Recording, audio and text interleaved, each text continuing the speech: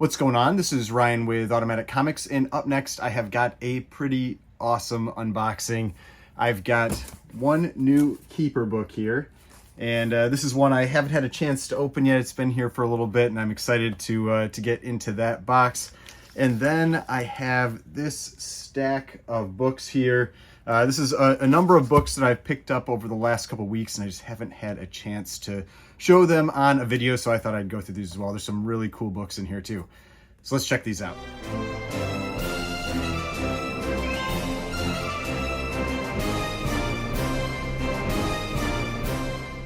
All right, so before we get started, please remember to hit that like button and hit the subscribe button if you'd like to see more content like this. So, like I said, I've got a new Keeper book here.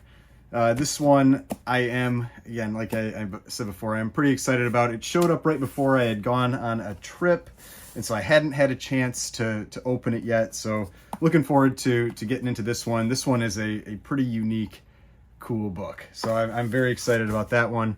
And then, like I said, I've got this huge stack of raw books here that I picked up recently, and some really cool stuff in here. I'll show those first, and then we will get into that Keeper book. So we're going to start, I guess I'll start with a big one. Just so we got a cool book right off the bat. I have owned this book now, I think, 4 times. This isn't the highest grade copy I've ever had. The highest I had was a 6.5, and this is an extremely tough book in grade, but this one's pretty nice. This is Astonishing number 30. And so this is a Joe Maneely cover. This is Atlas. I think this is one of the best horror covers that ever came out of Atlas. So Atlas was the precursor to Marvel. They aren't as well known for horror as a lot of the like EC and Harvey and all of that, but this one, man, just such a crazy cover. And it's, like I said, it's pretty nice condition. There's a few, like you can see, there's like a crease in the middle there, and then there's a couple little creases down in the corner, and I think there's one crease on the back. But overall, very solid copy. Everything's attached and everything like that. So solid copy of this book. And the cover isn't the only thing that's crazy about this one. The first story is actually based on this cover, and it's these eyeballs that come out of the ocean, and they're walking around on tentacles, and they melt people just like they're doing here. So pretty violent story too. All right, now the next one, I've never owned this one before. Now, I've said before, Blue Bolt 105 is one of my favorite LB Cole covers. This is one issue before. This is Blue Bolt number 104. It is also LB Cole, and it's just kind of a wild, punching a gorilla on the cover, cover. You've also got the good girl art, the woman in distress on the cover there too. But yeah, pretty cool book. Decent condition. It has some it has some wear along the spine and at the staples and everything, but overall, like, great colors. What LB Cole is known for. Blue Bolt 104, just a cool LB Cole cover from this run. All right, now this next one I had actually shown in a short because the interior, like the opening splash page on this book, is incredible. This is Cowpuncher number 5, and the Cowpuncher run. So Cowpuncher is basically it's another term for cowboy. And so, but the Cowpuncher run is known for these kind of like good girl art type covers. I believe this is a Jack Kamen cover. I think most of them, or a lot of at least the more desirable ones, are Jack Kamen covers. That I really like the color scheme on this one. It's got this bright blue. And if you want to check out the interior splash page, go check out one of my shorts that I put out maybe a couple weeks ago. And I showed the interior splash page for this one. So Cowpuncher number 5. All right, another run that became known for good girl art covers. This one is Wings number 94. This one, unfortunately, the main flaw on it is it has this big tape pull kind of right across the middle there. It also has a kind of like a sub crease up the middle, but overall it has great colors on it. That's one of the things you'll often find with these Fiction House books, is that you have a lot of variation in colors. This one has pretty deep orange on the background, so great colors on it.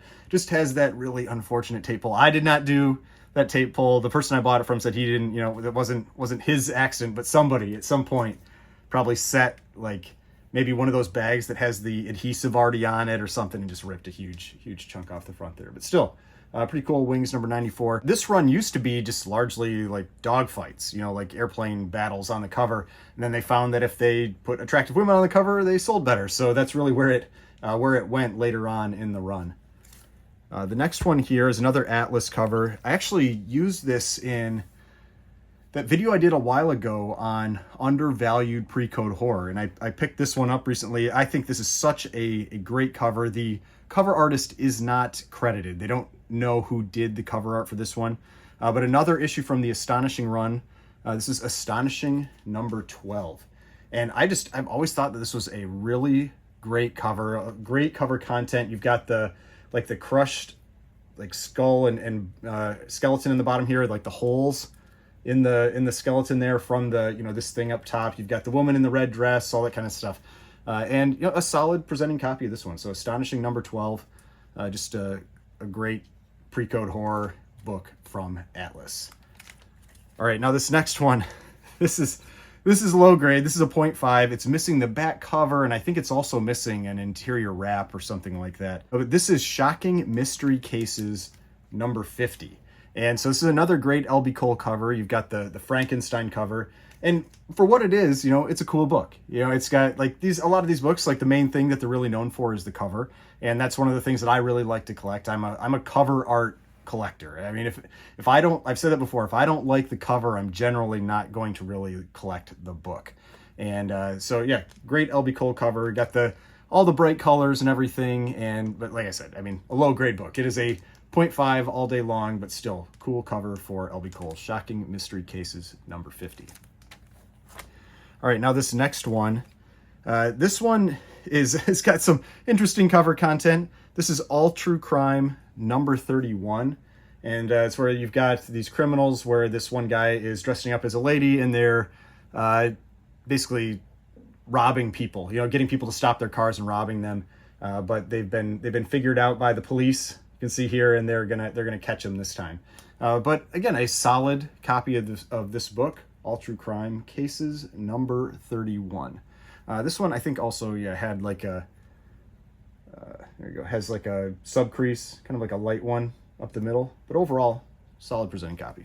All right, so this next one here, I've talked about this before. I like this color on covers. I think it always pops. I don't see this color very often. This is Atomic War number 4. And it's not on the cover. You have to check the interior and the indicia to see what the issue number is.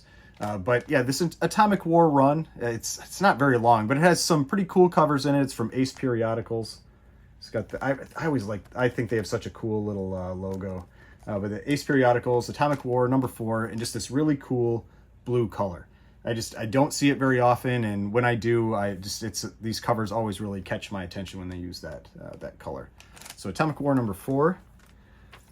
And we've got another L.B. Cole, but this time a romance book. This is a Star Publications book. This is Confessions of Love number 6. So L.B. Cole definitely not at the level of Matt Baker, but he did have a pretty big run or like a period where he was doing quite a few romance covers, and this is one of them, Confessions of Love number 6. I think it had some, I don't remember.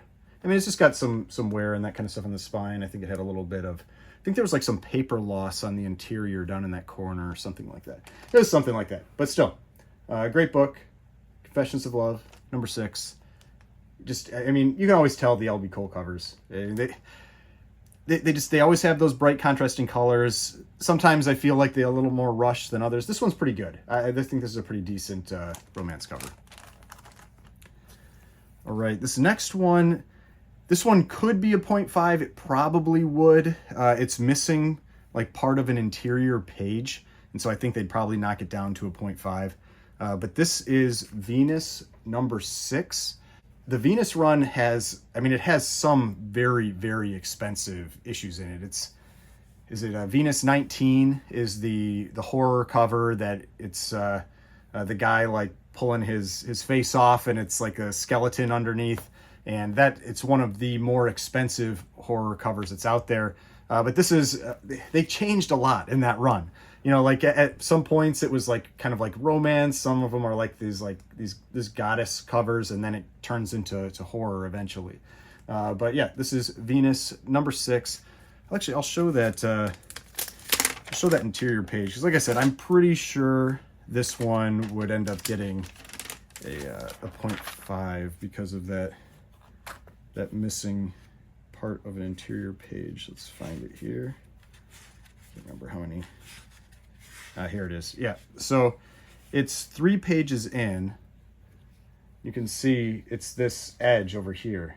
You see how it's like, it's all just like ripped down that edge. And so it's missing like 3/4 of an inch of that side of the story. And it affects the, I mean, it's not like it's just, oh, and it's 2 pages. Yeah, it's 2 of the pages.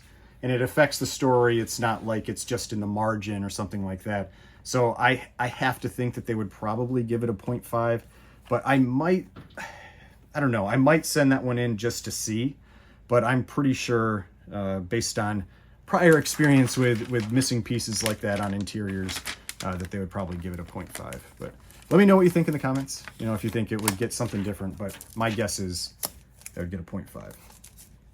But still, great cover, Venus number 6, and I like these Marvel little logos that they put in there. I always think those look pretty cool. All right, another kind of romance cover from Marvel. This is Georgie number 9. These are just, I'd call them like Marvel response to Archie. That's often how I view these books, like Georgie, that kind of thing. There's a number of them out there with similar titles, but yeah, Georgie number 9, kind of like a fun little like romance, kind of comedy romance cover. All right, now the last one before we get to the big book in the box there. This is Hand of Fate number 25, another pre-code horror book from Ace. It's got a little bit smaller logo up there, but still that cool Ace Periodicals logo. And it's always annoying with the Ace Periodicals or Ace Publications, because they never put the number on the cover, or they rarely have the number on the cover. So always got to check the indicia for these, just to kind of remind myself. But Hand of Fate number 25, and you can see, what was that? The other one here, yeah, was this Atomic War number 4. That again, just they don't put the number on the outside. It's always so annoying. Like Gold Key. All right. Now for this one.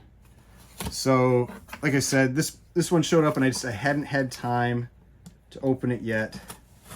So we're gonna cut into this box. This is one pretty excited about. I mean, whenever I get a book that I'm gonna be putting on the keeper list, I'm always excited about this. Oh, and they even, I mean, this is a pretty small box, and you can see here, it's like not a huge box, but they even double boxed this one here. So I gotta give me a moment, cut through this, and then we'll talk about this book.